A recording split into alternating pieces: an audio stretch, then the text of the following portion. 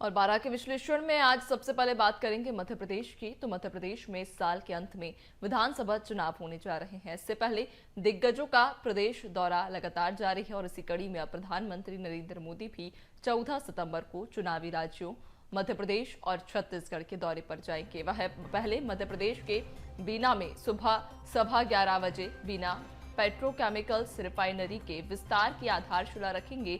साथ ही अन्य कुछ परियोजनाओं का भी शिलान्यास करते नजर आएंगे। इसके बाद छत्तीसगढ़ के रायगढ़ पहुंचेंगे। आपको बता दें कि यहां दोपहर 3:15 बजे विभिन्न विकास परियोजनाओं का लोकार्पण करेंगे। और दूसरी खबर रहेगी छत्तीसगढ़ से, जहां केंद्रीय गृह मंत्री अमित शाह आज बीजेपी की परिवर्तन यात्रा का शुभारंभ करने के लिए दंतेवाड़ा पहुंच रहे हैं। विधानसभा चुनाव से पहले अमित शाह का यह दौरा काफी मायने भी रखता है। आखिर क्या है इसके पीछे सियासी मायना, आगे बात करेंगे। तो दो तस्वीरें आप देख पा रहे होंगे इस वक्त टीवी स्क्रीन पर। आज इन्हीं दोनों खबरों पर चर्चा करेंगे। पहली मध्य प्रदेश और छत्तीसगढ़ दोनों की, यानी कि मोदी का बी फैक्टर, जहां मध्य प्रदेश के बीना के दौरे पर रहेंगे पीएम मोदी और छत्तीसगढ़ के रायगढ़ पहुंचेंगे। और दूसरी खबर में बात करेंगे कि आखिर बस्तर का सियासत बस्तर में इस वक्त क्यों गरमाई हुई है और क्यों बस्तर में लगातार केंद्रीय नेतृत्व बढ़ता जा रहा है। और शुरुआत पहली खबर के साथ, जहां 14 सितंबर को पीएम मोदी का मध्य प्रदेश दौरा है। सागर जिले के बीना में वे कई सौगातें देंगे। बीना रिफाइनरी प्रोजेक्ट समेत विकास कार्यों का भूमि पूजन करेंगे। 50,000 करोड़ की लागत के विशाल पेट्रोकेमिकल प्रोजेक्ट का भी भूमि पूजन इस दौरान किया जाएगा। तो सागर जिले के बीना में पहले प्रधानमंत्री पहुंच रहे हैं। बीना रिफाइनरी प्रोजेक्ट समेत कई विकास कार्यों का इस दौरान भूमि पूजन किया जाएगा। और 50,000 करोड़ लागत के विशाल पेट्रोकेमिकल प्रोजेक्ट का भूमि पूजन करते पीएम मोदी नजर आएंगे। तो यानी कि एक बार फिर से प्रधानमंत्री नरेंद्र मोदी का मध्य प्रदेश दौरा, और खास तौर पर बीना के दौरे पर वो रहेंगे, यानी कि सागर एक बार फिर से पहुंच रहे हैं। आपको बता दें कि इससे पहले भी प्रधानमंत्री सागर पहुंचे थे और कई सारे विकास कार्यों की सौगात जनता को दी गई थी। और अब बीना में पेट्रोकेमिकल प्रोजेक्ट का भूमि पूजन करते नजर आएंगे। तो 14 सितंबर को पीएम नरेंद्र मोदी मध्य प्रदेश के दौरे पर आ रहे हैं। इनके आगमन पर स्वागत के लिए मध्य प्रदेश के 4 मंत्रियों को मिनिस्टर इन वेटिंग नॉमिनेट किया गया है, जो पीएम नरेंद्र मोदी की अगवानी करेंगे। इसमें गृह मंत्री डॉक्टर नरोत्तम मिश्रा भोपाल एयरपोर्ट पर अगवानी करेंगे, तो वहीं मंत्री भूपेंद्र सिंह बीना हेलीपैड पर अगवानी करेंगे। इसके अलावा मंत्री गोपाल भार्गव कार्यक्रम स्थल पर, तो मंत्री गोविंद सिंह राजपूत भी मिनिस्टर इन वेटिंग बनाए गए हैं। यहाँ बीपीसीएल की रिफाइनरी वर्ष 2011 से सागर के बीना में चल रही है। अब इसका विस्तारीकरण भी किया जा रहा है। बीपीसीएल इस प्रोजेक्ट पर लगभग 50,000 करोड़ रुपए खर्च कर रही है।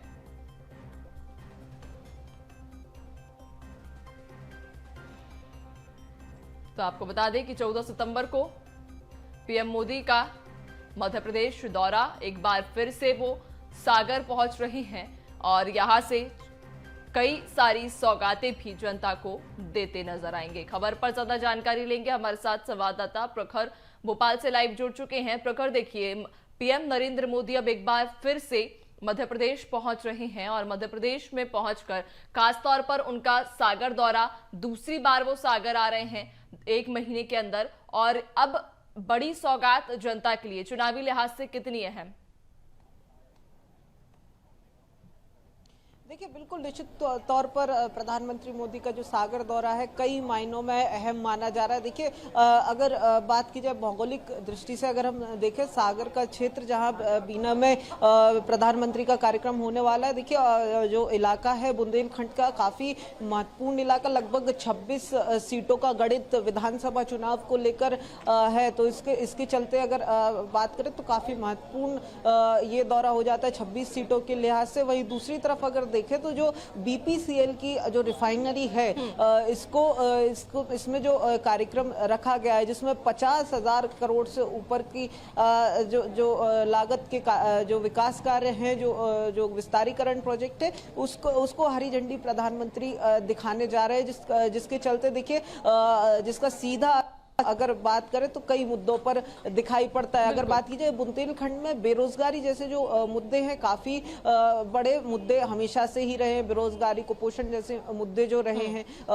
तो इसको लेकर भी देखिए लगभग 1 लाख से ज्यादा नई जो जो जो रोजगार के अवसर हैं वो इस नए प्रोजेक्ट से, इस प्रोजेक्ट के विस्तारीकरण से मिलने जा रहे हैं। तो कहीं ना कहीं देखिए दोनों ही तर्ज पर अगर हम देखें, चाहे हम बात करें मुद्दों की बात करें, बेरोजगारी जैसे मुद्दों की, उसकी बात करें, या फिर अगर भौगोलिक दृष्टि से बात करें, जो 26 सीटों का गणित है कहीं ना कहीं बहुत अहम हो जाता है विधानसभा की दृष्टि से अगर हम इसको देखें तो। और वहीं दूसरी तरफ लोकसभा की दृष्टि से भी अगर देखा जाए तो आसपास के क्षेत्रों के लिए जो रोजगार के अवसर इस नए प्रोजेक्ट से मिलेंगे, ये लोकसभा की दृष्टि से भी काफी अहम हो जाते हैं। लगभग 1 लाख से ज्यादा रोजगार के अवसर, जिसको लेकर देखिए लगातार रोजगार पर पक्ष की बात करें या विपक्ष की बात करें, यानी बीजेपी की बात करें या कांग्रेस की बात करें, बेरोजगारी का मुद्दा जो है लगातार गर्म होता रहा है। तो ऐसे में जब प्रधानमंत्री देखिए आएंगे तो उससे काफी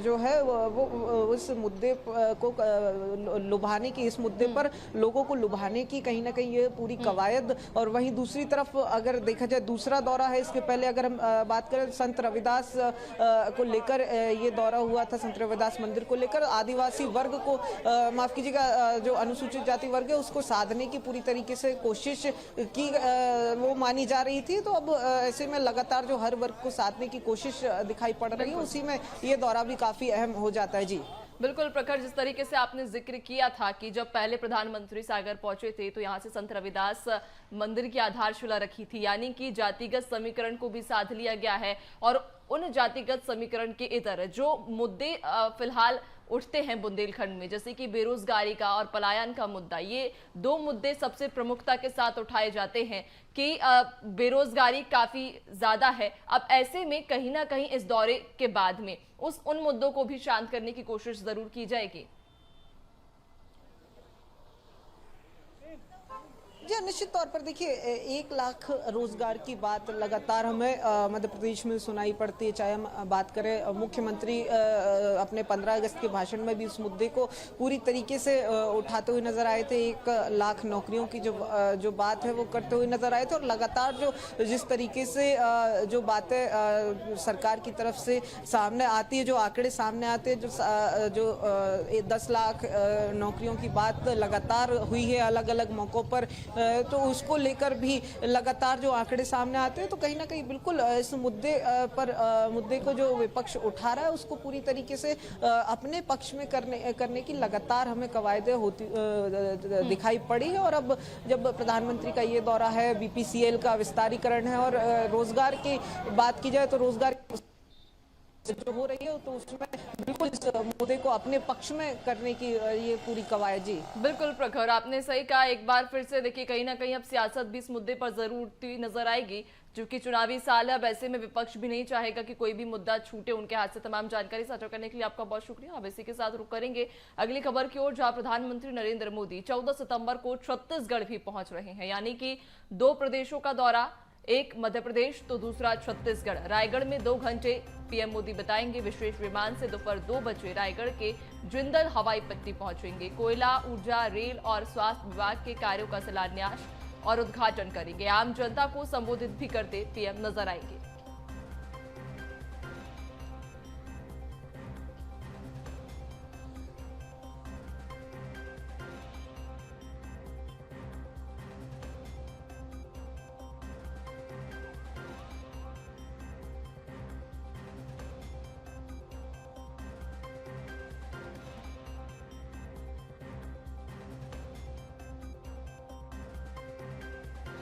पीएम मोदी की जनसभा होगी 14 सितंबर को। छत्तीसगढ़ भी पीएम मोदी पहुंच रहे हैं, यानी कि 2 प्रदेशों का दौरा एक ही दिन। 14 सितंबर का वो दिन रहेगा जब पीएम मोदी मध्य प्रदेश में भी पहुंचेंगे और छत्तीसगढ़ में भी पहुंचेंगे।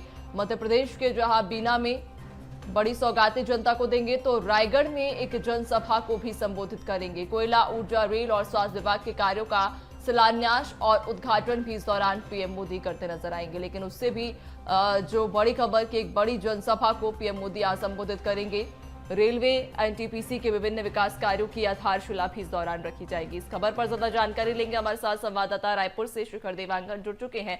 शिखर, देखिए, प्रधानमंत्री नरेंद्र मोदी 14 सितंबर को 2 प्रदेशों का दौरा कर रहे हैं। मध्य प्रदेश की स्थिति हमने जान ली है कि मध्य प्रदेश में क्या कुछ उनके दौरे रहेंगे, लेकिन बात छत्तीसगढ़ की करें तो छत्तीसगढ़ में उनका जो दौरा प्रस्तावित है, क्या कुछ खास इस दौरे में देखने को मिलेगा और चुनावी लिहाज से कितना महत्वपूर्ण?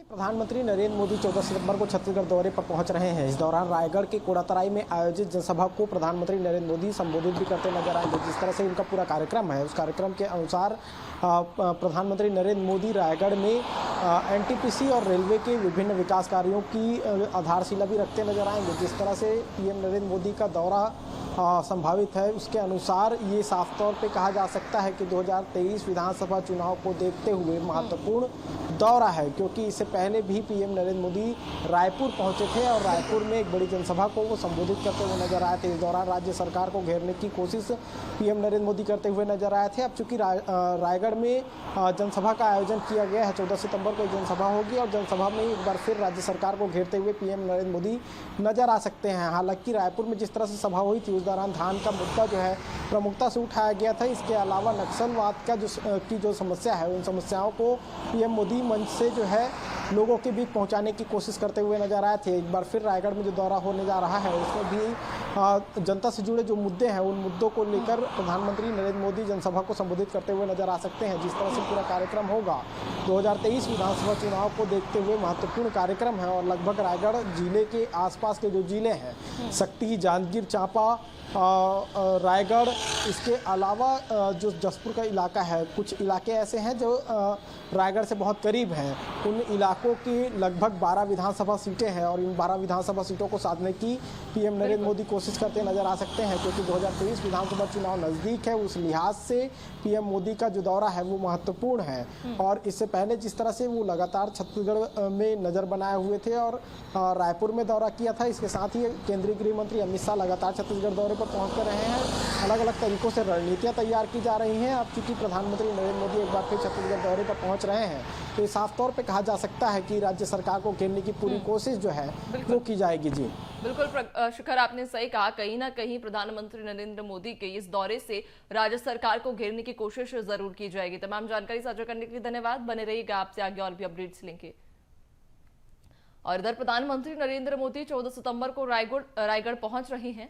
वे सरकार और पार्टी के कार्यक्रम को मिलाकर करीब 2 घंटे रायगढ़ में रहेंगे। तो रायगढ़ बिलासपुर संभाग में आता है और बिलासपुर संभाग के रायगढ़ जिले में कुल 5 विधानसभा क्षेत्र हैं। इनमें लैलूंगा और धरम जयगढ़ एसटी तो सारंगगढ़ एससी वर्ग के लिए आरक्षित है। रायगढ़ और खरसिया सामान्य सीट है। जिले में करीब 60% आबादी आदिवासियों की है। तो सियासी मायने भी आपको बता दिए पीएम मोदी के छत्तीसगढ़ दौरे के आखिर क्या कुछ सियासी मायने हैं। तो रायगढ़ जिले में कुल 5 में से 3 पर बीजेपी है।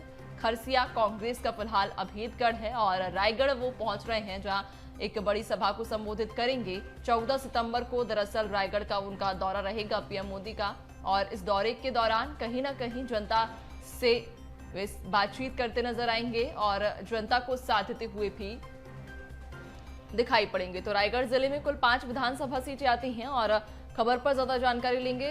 संवाददाता शिखर लगातार हमारे साथ बने हुए हैं रायपुर से। शिखर, एक बार फिर से आपका रुख करूंगी। देखिए, रायगढ़ विधानसभा की बात करें तो काफी अहम ये सीट भी है, चूंकि यहाँ पर बीते अगर कुछ सालों पहले के अगर चुनाव परिणामों पर नजर डालें तो कांग्रेस का फिलहाल दबदबा रायगढ़ में ज्यादा है। लेकिन अगर बीजेपी की बात करें तो बीजेपी अब रायगढ़ को भेदने की कोशिश करती हुई नजर आ रही है। लगातार केंद्रीय नेतृत्व भी अब बढ़ता हुआ दिखाई पड़ता है छत्तीसगढ़ में। क्या लगता है कि केंद्रीय नेतृत्व जिस तरीके से छत्तीसगढ़ में बढ़ता जा रहा है, कितनी सफलता बीजेपी को मिलेगी?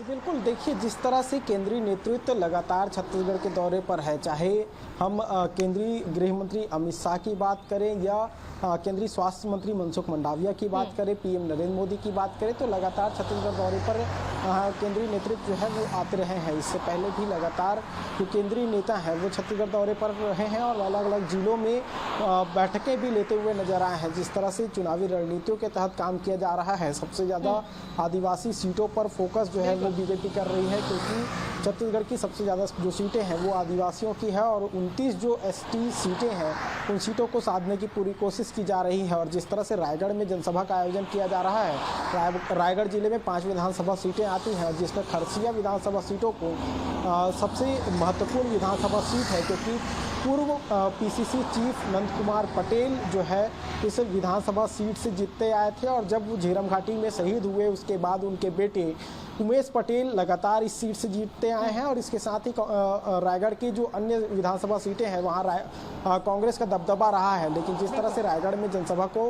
पीएम नरेंद्र मोदी संबोधित करते नजर आएंगे तो ये साफ तौर पर कहा जा सकता है कि रायगढ़ का जो किला है उसे भेदने की कोशिश पीएम नरेंद्र मोदी करते हुए नजर आएंगे।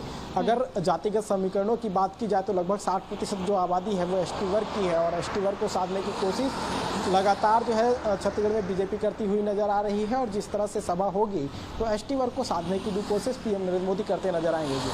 बिल्कुल, यानी कि जातिगत समीकरणों के हिसाब से भी यहाँ पर पूरी रणनीति बना ली गई है और अब उसी रणनीति के तहत रायगढ़ को साधने की कोशिश बीजेपी यहाँ करती हुई नजर आएगी।